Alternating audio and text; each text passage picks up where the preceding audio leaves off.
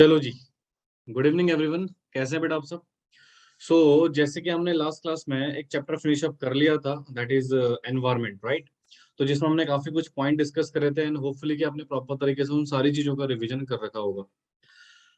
मैं आपको एक छोटा सा पॉइंट बता दूं बेटा, जो चैप्टर है chapter number 13, that is development experience of India, Pakistan and China, a comparative study. Again बेटा, this chapter completely belongs to data. और इसमें ना लिटरली मेरे पढ़ाने लायक कुछ भी नहीं है, this is all about data, right? तो इसमें से मेजोरिटी ऑफ जो पार्ट होगा वो आपको बुक से ही रीड करना अगेन, बट कुछ बेसिक बातें मैं आपको यहाँ पर पढ़ा दूंगा सो दैट कि आपको थोड़ा कॉन्सेप्चुअल क्लैरिटी हो जाए। वैसे तो अगर आपने पूरी इकोनॉमिक्स पढ़ ली है, इवन देखिए आपने 11th क्लास से लेकर 12th क्लास तक में जर्नली पूरी इकोनॉमिक्स डिस्कस कर ली है। Even you have discuss in 11th class micro economics, right? And वहां पर एक स्टैटिक्स का पोर्शन भी आपने पढ़ा था, जो कि एक तरीके से इकोनॉमिक्स का एक छोटा सा पोर्शन है, ठीक है? देन इन 12th क्लास में बेटा आपने डिस्कस किया मैक्रो इकोनॉमिक्स का कॉन्सेप्ट, और पूरी की पूरी इंडियन इकोनॉमी आपने पढ़ ली। ऑलमोस्ट ओवरव्यू तो पढ़ा ही है बहुत सारे चैप्टर्स का आपने, कुछ तो काफी डिटेल में पढ़ी है और कुछ आपने एक छोटा सा ओवरव्यू पढ़ा है, राइट? यहाँ पर हमने बेसिकली, जैसे फॉर एग्जांपल दिस, ये हमने पढ़ा भारत का इकोनॉमी का इतिहास। We have discuss the Indian economy, यानी कि भारत की अर्थव्यवस्था हमने डिस्कस करी कि कब कौन सी पॉलिसी आई, गवर्नमेंट ने कौन सी पॉलिसी लॉन्च करी, राइट? उसका इकोनॉमी पे क्या प्रभाव पड़ा। तो सारी चीजें from the very beginning we have discuss, right? काफी डिटेल में हमने चीजों को डिस्कस किया है। एंड अब उसके बाद बेटा अगर मैं ये बोलूँ कि कॉम्पिटेटिव स्टडी करना है, तो definitely you know about the history of Indian economy, right? आपको काफी कुछ पढ़ाया गया है, तो इसमें ना लिटरली मेरे को पढ़ाने लायक कुछ भी नहीं है। बट हाँ, हम कुछ बातों पे गौर करेंगे कि इंडिया, पाकिस्तान एंड चाइना, इन दो कंट्रीज ने किस तरीके से अपनी इकोनॉमी को डेवलप किया, और उसका कंपैरिजन हम देखेंगे, राइट? वैसे तो अगर आप नॉर्मली आज देखोगे तो चाइना जो है वो, अगेन तीनों कंट्रीज से अगर मैं कंपैरिजन बोलूँ तो चाइना काफी आगे है economically, geographical area and everything, right? और उसके बाद इंडिया, एंड देन लास्ट में हमारा ये basic situation of Pakistan, right? यहाँ पर हम तीन कंट्रीज के बारे में डिस्कस करेंगे, India, Pakistan and China. And you have already done about India. India के बारे में बेटा हमने पढ़ लिया है, डेफिनेटली पूरी इंडियन इकोनॉमी हमने इंडिया के बारे में डिस्कस करा है।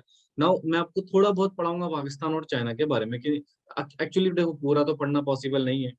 थोड़ा बहुत डेटा के थ्रू हम इसको एनालिसिस करेंगे कि कैसे India is better than Pakistan and China definitely better than with this both country, India as well as Pakistan. कैसे चाइना की economy during the passage of time वो डेवलप हुई है, और इंडिया ने भी काफी बेटर परफॉर्मेंस करा fast past few year, right? तो काफी बेटर परफॉर्मेंस रही है इकोनॉमी की। एंड अभी इसमें और बहुत ज्यादा बेटर सिचुएशन होने वाली है एज पर the government recent policies. And hopefully India will become the strong economics country sooner, right? But Pakistan की थोड़ा हालत खराब है, राइट? तो वो भी हम यहाँ पे डिस्कस करने वाले हैं। अगेन मैं आपको पहले बता दूं, this chapter completely based on data. आपको सेल्फ ज्यादा पढ़ना है बेटा इसमें, राइट? मेरे पढ़ाने लायक कुछ नहीं है, मुझे जो भी पढ़ाना था मैं आपको पढ़ा चुका। अब मैं और क्या ही पढ़ाऊंगा आपको, राइट? बट हाँ, कुछ बेसिक बेसिक सिचुएशन हम डिस्कस करेंगे, एंड उसके बाद,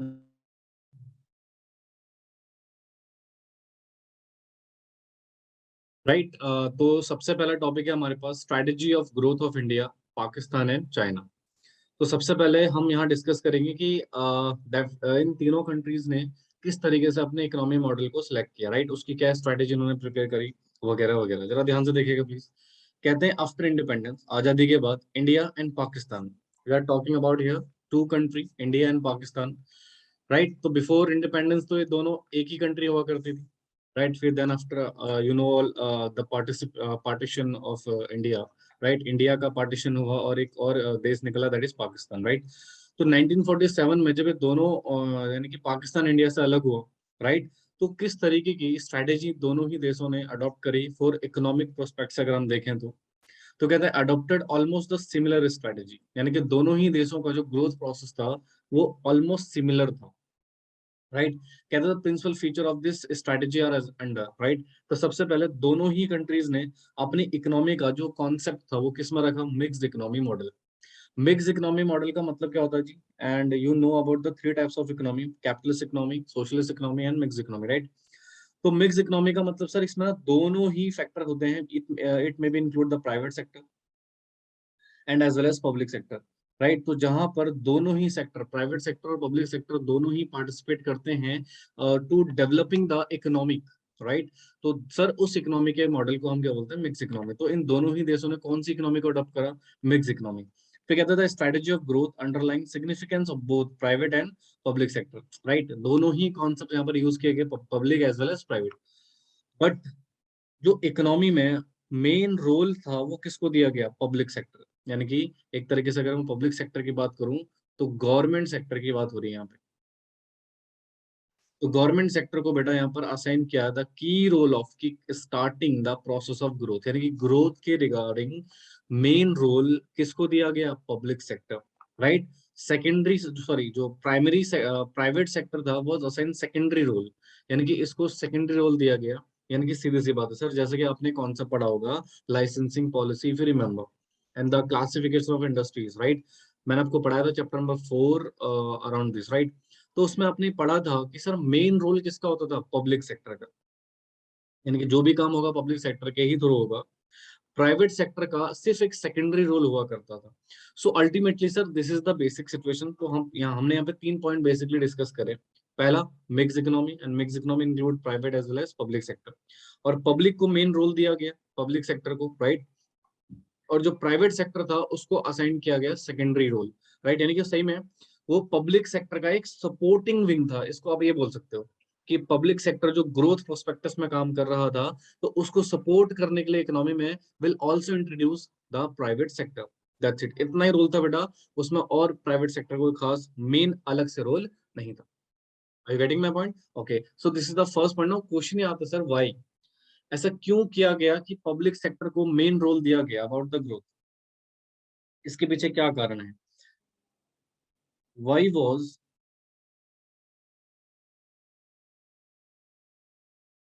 the public sector assigned the key role? यानी कि पब्लिक सेक्टर को की रोल क्यों दिया गया उस समय, right, after independence. Public sector को यहाँ पर मेन रोल क्यों दिया गया, की रोल क्यों दिया, इसके पीछे क्या कारण है? तो इसके पीछे कारण है, दिस इज बिकॉज, या this was because there are some reasons. पहला कारण है partition of the country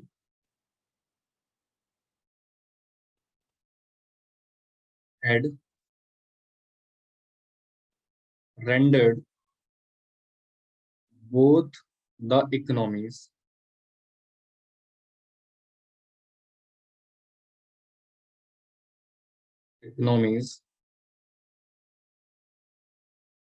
as a lizard economy। ठीक है, लेजर्ड इकोनॉमी आपने पढ़ा होगा बेटा पॉवर्टी वाले चैप्टर में। एक ऐसी इकोनॉमी जिसमें ग्रोथ काफी स्लो होती है और एक बैकवर्ड इकोनॉमी होती है, right. Both the economies needed a big push of investment.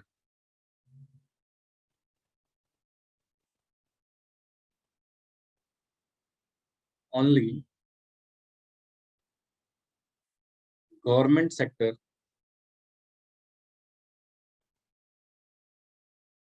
Could afford it.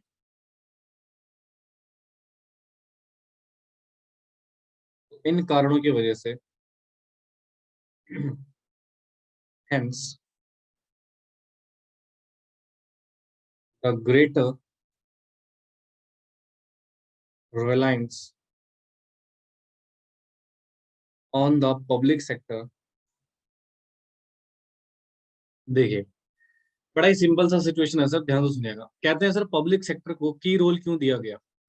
बेटा देखो, आपने जैसे कि socialist economy and definitely you have also discuss the capitalist economy. आपने देखा होगा कैपिटलिस्ट इकोनॉमी में प्राइवेट सेक्टर का प्रभुत्व ज्यादा होता है, और सोशलिस्ट इकोनॉमी में पब्लिक सेक्टर का प्रभुत्व ज्यादा होता है, राइट। यानी कि यू कैन से सुप्रीमेसी, अगर हम इंग्लिश में बोलें तो सर अगर मैं प्राइवेट सेक्टर की बात करूं तो प्राइवेट सेक्टर बेटा सोशल वेलफेयर को प्रमोट नहीं करता। They are promoting maximum profits only at higher cost, definitely. But जो पब्लिक सेक्टर होता है they promote social welfare, maximum social welfare इनका मोटो होता है रादर देन प्रॉफिट्स, राइट। ये मैक्सिमम इनका प्रायोरिटी किसको होती है बेटा, सोशल वेलफेयर को प्रमोट करना।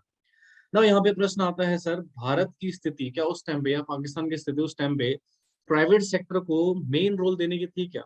नो सर, क्योंकि अगर प्राइवेट सेक्टर पहले ही प्रॉफिट के बारे में सोचता, डेफिनेटली हमारी एक ऐसी इकोनॉमी जो पूरी तरह से लेजर्ड इकोनॉमी थी, वो उस चीज को दैट इज उसके बर्डन को झेल ही नहीं पाती, राइट।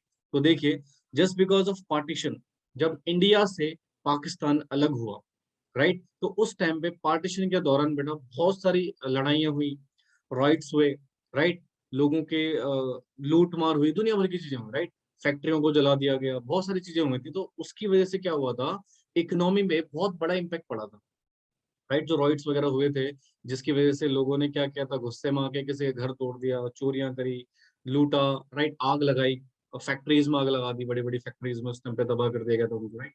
तो दैट इज द पॉइंट। जब इतनी सिचुएशंस होगी, इतना रिसोर्सेज की बर्बादी होगी, तो डेफिनेटली इकोनॉमी तो पीछे जाएगी ना यार। यस, फाइनेंशियल रिसोर्सेज तबाह हो गए, बहुत सारी चीजें हो गई। तो जिसकी वजह से हुआ क्या सर, पार्टीशन के बाद जो दंगे प्रसाद हुए, जो भी प्रॉब्लम्स हुई, उसकी वजह से बेटा दोनों ही इकोनॉमी एक लेजर्ड इकोनॉमी बन गई। लेजर्ड इकोनॉमी का मतलब होता है सर एक ऐसी इकोनॉमी जो बैकवर्ड है और जिसकी ग्रोथ ना के बराबर, दैट इज नील, या यू कैन से जीरो, या थोड़ा सा slow down up, you can state that. लेजर्ड economy का मतलब आई होप सो समझ आ गए होंगे, पहले भी मैंने आपको समझाया था। पहला पॉइंट ये। दूसरा, दोनों ही इकोनॉमी को एक बहुत बड़े इन्वेस्टमेंट की जरूरत थी, जो कि प्राइवेट सेक्टर कभी भी नहीं करेगा। क्योंकि प्राइवेट सेक्टर बेसिकली बेटा वहां पे इन्वेस्टमेंट करेगा जहां उसको लगेगा कुछ आउटपुट मिलने वाला है जी। बट एक ऐसी इकोनॉमी जो लेजर्ड इकोनॉमी है, जो देश के पास इतने संसाधन नहीं है कि वो आपके गुड्स को हायर प्राइस पर परचेस कर सके, तो प्राइवेट सेक्टर कभी भी इसको अफोर्ड नहीं कर सकता। तो वहां पर अगर बड़ी इन्वेस्टमेंट चाहिए तो सिर्फ गवर्नमेंट सेक्टर ही उसको कर सकता है, यानी कि पब्लिक सेक्टर ही उसको कर सकता है। इसीलिए यहाँ पर जो बड़ा भरोसा जताया गया किसके ऊपर बेटा, पब्लिक सेक्टर के ऊपर, इसीलिए उसको की रोल असाइन किया गया। You getting my point? हाँ जी, समझ आया क्या आपको? ओके, कॉपी दैट प्लीज, इसको कॉपी करिए, देन विल मूव फॉरवर्ड। चलिए देखिए, तो जैसे कि आपने यहाँ पे डिस्कस करा, इंडिया और चाइना ने क्या सिचुएशन की, तो सर वहीं पे, सॉरी, इंडिया एंड पाकिस्तान का हमने डिस्कस किया, तो वहीं पे चाइना कौन सी पॉलिसी को अडॉप्ट कर रहा था, चाइना की ग्रोथ नीति क्या थी, वो यहाँ पे डिस्कस करेंगे। तो कहते हैं China on other hand adopted a more rigorous model of growth, right. तो यहाँ पर चाइना ने क्या ग्रोथ मॉडल अडॉप्ट करा, सुनना, बड़ा ही सिंपल सिचुएशन है। चाइना ने एस्टेब्लिश किया पीपल्स रिपब्लिक चाइना इन 1949, ठीक है, and decided to bring all critical area of production activity, जितनी भी critical area of production activity थी, वो चाइना ने अपनी गवर्नमेंट कंट्रोल में रख दिया। यानी कि उसने बोला, सीधी बात भैया, जितने भी क्रिटिकल एरिया ऑफ प्रोडक्शन होंगे, उसमें सिर्फ और सिर्फ प्रोडक्शन करने का राइट और किसका है, सरकार का है। They are exclusively under the government control, ठीक है सर। फिर कहते हैं जितने भी नेशनल नेशनल रिसोर्सेस थे, यानी कि सर जितने भी जो चाइना के जो देश है, वो कंट्री है, उसके जितने भी नेचुरल रिसोर्सेस थे उसके अपने, उसको डिक्लेयर कर दिया कि भैया गवर्नमेंट की उसमें मोनोपोली रहेगी। यानी कि कोई भी पर्सनल पर्पस के लिए उन रिसोर्सेस को यूज नहीं कर सकता, प्राइवेट सेक्टर तो बिल्कुल भी नहीं कर सकता। यानी कि उसमें किसकी रहेगी, सरकार की मोनोपोली। जब तक सरकार की परमिशन नहीं होगी, आप कुछ भी रिसोर्सेस आप यूज नहीं कर सकते। तो इसको बोलते हैं China adopt statism model of growth in which, यानी कि स्ट्रेटेजी मॉडल क्या होता है यहाँ पर सर, सारे ओनरशिप ऑफ रिसोर्सेस किसके हाथ में होते हैं, स्टेट। स्टेट मतलब होता है सरकार। यानी कि जो ओनरशिप होगी किसकी, रिसोर्सेज की, वो किसके हाथ में होंगे, सरकार के हाथ में, राइट। यानी कि they are resources are fully controlled by the government. And आपने ने कौन सा पढ़ा होगा, central, that is central problem of economy. उसमें आपने कॉन्सेप्ट किया था कि हमें तीन बेसिक डिसीजन लेने होते हैं, what to produce, how to produce and for whom to produce, right. They are popularly known as the basic problems of the economy, कि क्या प्रोड्यूस करें, कैसे प्रोड्यूस करें, एंड किसके लिए प्रोड्यूस करें। तो ये डिसीजन भी कौन लेगी जी, स्टेट लेगी, यानी कि सरकार लेगी। यानी कि चाइना ने सर एक ऐसी इकोनॉमी अडॉप्ट करी जिसमें कंट्रोल किसका रहेगा, सरकार का। तो this is basically you can say exclusively a socialist economy, right, जहां पर सारा का सारा कंट्रोल किसके हाथ में होगा, सरकार के हाथ में, जिसको हम स्ट्रेटेजियम मॉडल ऑफ ग्रोथ के नाम से भी जानते हैं। तो this is the basic situation of strategy regarding growth process of the India, China and Pakistan, and this is the basic situation. India और पाकिस्तान ने सिमिलर पॉलिसीज अडॉप्ट करी, बट चाइना ने थोड़ा सा डिफरेंट किया। उसने 100% कंट्रोल किसका कर दिया, एक तरीके से पब्लिक सेक्टर का कर दिया। Are you getting my point? Okay, चलिए कॉपी करिए इसको फटाफट से प्लीज। तो देखिए जी, अगला टॉपिक, हालांकि बेटा इसको मैं आपको नेक्स्ट क्लास में कराऊंगा, आज मैं इसको नहीं कराऊंगा, आज के लिए हम इतना ही रखेंगे जितना मैंने अभी तक आपको पढ़ाया है। तो कहता है कॉम्पिटिटिव प्रोग्राम्स और economics of India, China and Pakistan, right. तो हम यहाँ पे क्या करने वाले हैं, सुनिएगा, और ये पूरा का पूरा बेटा डेटा पे आधारित है। अगेन डेटा याद करना पड़ेगा आपको जी। GDP growth, structure of economic, structure of growth क्या था, राइट। डेमोग्राफिक प्रोफाइल के बेसिस पे एंड ह्यूमन डेवलपमेंट के बेसिस। तो यानी कि ये चार पैरामीटर हैं जिसके आधार पे हम इन देशों की इकोनॉमी को क्या करेंगे, कंपेयर करेंगे।